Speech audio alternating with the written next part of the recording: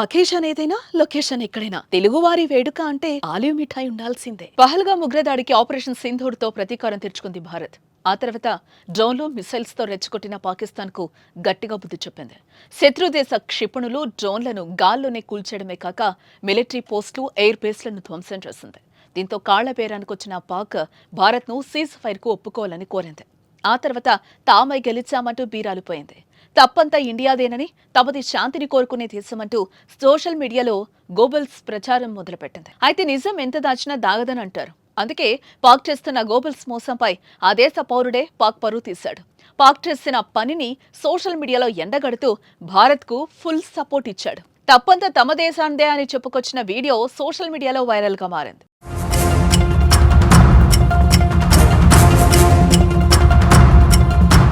ఇందుకు వీడియోలో ఆ వ్యక్తి ఏం చెప్పాడో తెలుసుకుందాం. పహల్గామ్లో 26 మంది అమాయక పర్యాటకులను పొట్టన పెట్టుకున్న ఉగ్రవాదులపై దాడి చేసేందుకు భారత్కు పూర్తి హక్కుందని అభయ్ అనే ఓ పాక్ పౌరుడు చెప్పాడు. తొలుత ఇండియాపై పాక్ దాడి చేసిందని, ఆ తర్వాత భారత్ అటాక్ చేయడంతో మాట మార్చిందన్నాడు. శాంతి, మానవ హక్కుల పేరుతో హడావుడి చేసిందన్నాడు.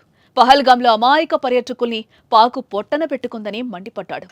ఇరు దేశాలు యుద్ధం కోరుకోవడం లేదన్నాడు. అయితే ఉగ్రవాదాన్ని పెంచి పోషించి తప్పించుకోవాలనుకోవడం కరెక్ట్ కాదన్నాడు. భారత్ ఎప్పుడు యుద్ధం మొదలు పెట్టదని, అవతలి వాళ్లు అది కోరుకుంటే మాత్రం మర్చిపోలేని రీతిలో జవాబిస్తుందన్నాడు. అయినా ఇది వార్ కాదని, పహల్గామ్ దాడులకు ప్రతీకారం తీర్చుకోవడమేనని వ్యాఖ్యానించాడు. ఇది చూసిన నెటిజన్స్ సొంత పౌరుడే పాక్ పరువు తీశాడని కామెంట్స్ చేస్తున్నారు. వైభవ్కు ఉన్న పరిపక్వత పాక్ సైన్యంకి కానీ నేతలకు కానీ లేదని మండిపడుతున్నారు. I am Pakistani and I will say it straight. India had every right to hit back. First, you attack their people, and when they respond, suddenly it's all about peace, human rights. But where was that same energy when 26 innocent lives were lost? Now, when India hits back, Pakistan suddenly starts playing the victim card. And yes, no one prefers war, neither India nor Pakistan.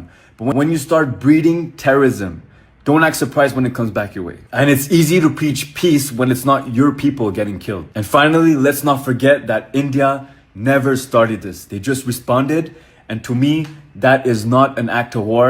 That is just justice. Hare Krishna.